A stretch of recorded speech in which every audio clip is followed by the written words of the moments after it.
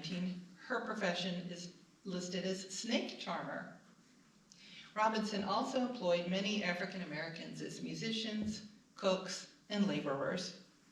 Black men who assisted with tent erection and dismantlement were known as the Colored Brigade, while Caucasians were part of the White Brigade. Male snake charmers, purportedly from Egypt and India, appeared at World's Fairs in 1876 and 1893. However, white male serpent handlers were so scarce that few 19th century photographs of them survive. Another example is this man, photographed by George Dempsey in Minneapolis in the late 1800s. Millward predated religious snake handling by George Went Hensley, who began using serpents in church in Tennessee around 1910, and James Miller, active around 1912, who wielded them down in Alabama and Georgia. Despite the minor setback of the arrest, Millward continued to perform in grand fashion, working with a Gila monster, the only venomous lizard found in the United States, and a 14-foot-long snake he called King George. At the Dime Museum in 1893, a newspaper announced that, and this is just to show you how long a 14-foot snake is, John Robinson's celebrated Serpent King sits in snaky majesty in a large glass cage, while masses of wriggling monsters coil about his feet and arms and neck. The king snake of the lot is a monster boa constrictor said to be the largest in the world. Mr. Robinson thinks a great deal of this snake, has been offered fabulous sums for it, and it is not likely that he would entrust it to be exhibited anywhere else than under the reliable management of the museum. When on tour with the circus in 1890, Millward served as manager of the Uptown Sideshow, supervising Will Ward as a snake charmer. You can see his name at the bottom. Likely this was his own son, William Millward, whose name was abbreviated. Of course, it's not his own biological child, but the child of his wife Alice. Yet the supervisor also had his own show featuring his live 175-pound boa constrictor that supposedly had grown to 26 feet. His full-page ad in the circus route book proclaimed that he handled poison snakes of all kinds with naked hands. And by the way, I show this photograph because if you can see in the middle there, it says, "In the teeth of same, shown afterwards with common lead pencil." So I think the whole point was to prove that he had not defanged the snakes or sewn their mouths shut, and he would stick a pencil in front of their mouths. In 1892, Professor Millward performed at the Dime Museum with Millie and Christine McCoy, African-American conjoined twins, among other acts. The Dime Museum's manager, John Alden Avery, proclaimed of Millward, he was absolutely fearless in dealing with the reptiles. He had been bitten several times before, but he always recovered, and it has been his boast that the snake was never born that could kill him. Despite his bluster, tragically, Millward died from a rattlesnake bite while performing with the Robinson Circus in Fayetteville, Arkansas on August 3, 1894.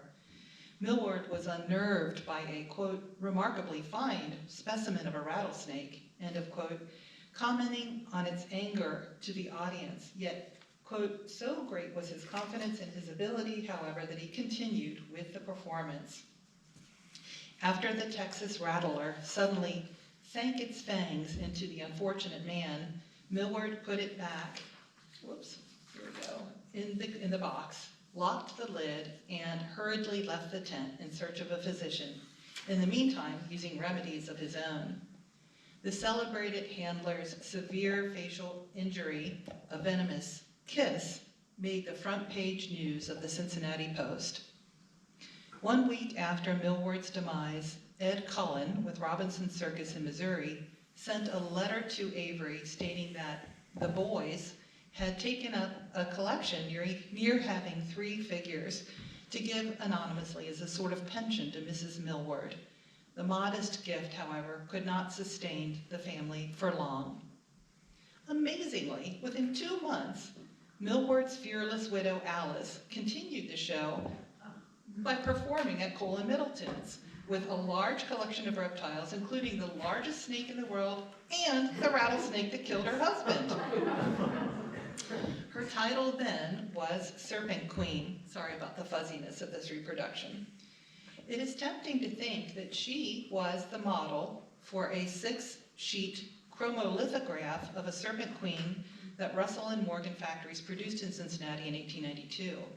John Robinson Sr. had provided the financial backing that started the printing company in 1867. In fact, Alice was no stranger to the big top. Billed as Lily Millwood, she appeared as a ballet dancer in Robinson's Queen of Sheba show in 1891. By late 1894, Alice Millward performed as the Fire Queen with her big snake. Snakes, fire, ballet, she did it all. Alas, there are no known images of her in these roles, but this photograph demonstrates how Robinson advertised such sideshows with large painted banners. By 1900, Alice had quit the circus sideshow world, as did her sons, all of whom are listed in the much more sedate profession of upholsterer, living together in Newport, Kentucky.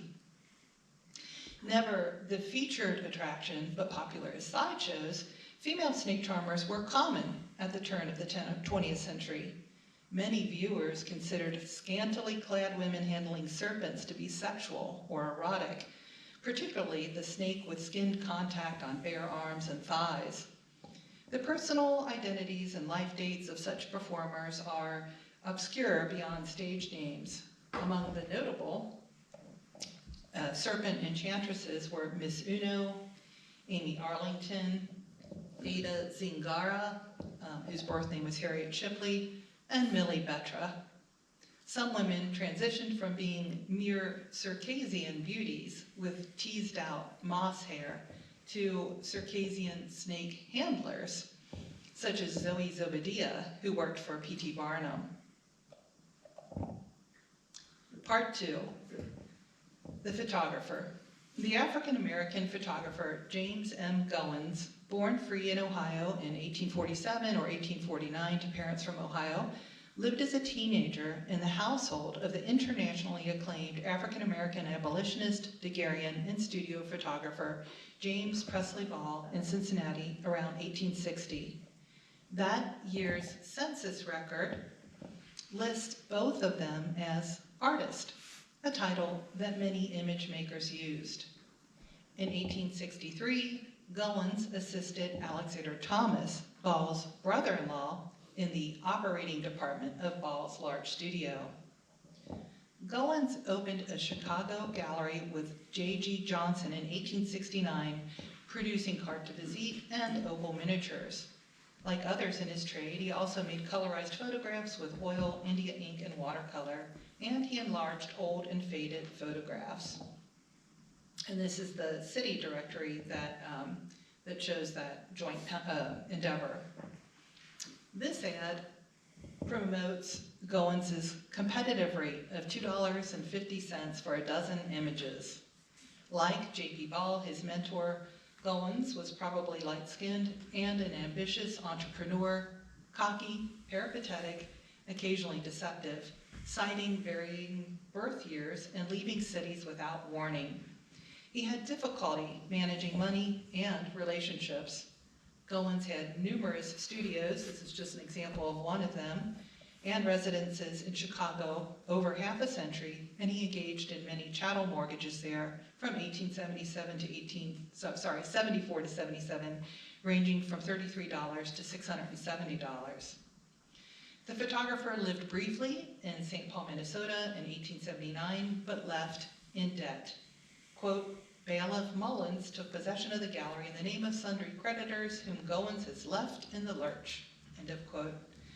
Goins also had a gallery in Denver, Colorado for under a year in 1881. Periods in his life are mysteries. It seems to have been another 6 years before Goins came back to Cincinnati. In January 1887, the Cincinnati Commercial Gazette reported, "Professor James Goins, after years of absence from our city, has again returned and resumed the photographic art. Mr. Goins has traveled extensively and is one of the finest artists known to the trade." In December 1887, Goins was an operator in the gallery of the white photographer John Wesley Furrow at Emory Arcade in Cincinnati. He had probably met Furrow around 1880 when that man had a gallery in Chicago.